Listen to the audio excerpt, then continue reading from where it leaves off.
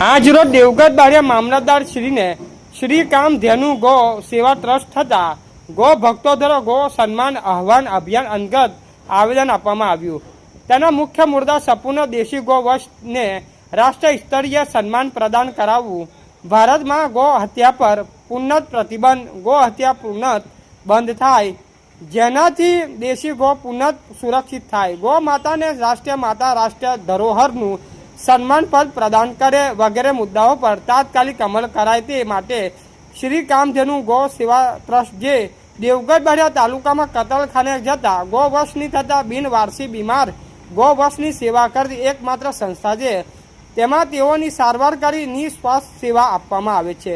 Reporter Sanjay Parmar.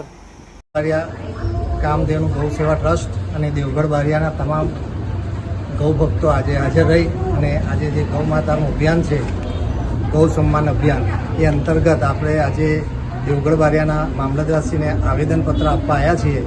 તો બધા ભેગા થઈ અને અત્યારે આવેદનપત્ર આપ્યું છે અને સાથે આપણું આ ગૌ માતાનું અભિયાન છે, એનો વિષય છે કે આપણી ગૌ માતા કતલખાને જતાં બંધ થાય અને ગૌ માતાને રાષ્ટ્રમાતાનો દરજ્જો મળે તો આપણે બારિયા દેવગઢ બારિયાના તમામ ગૌ ભક્તો ભેગા થઈ અને આજે આવેદનપત્ર માટે આવ્યા છીએ।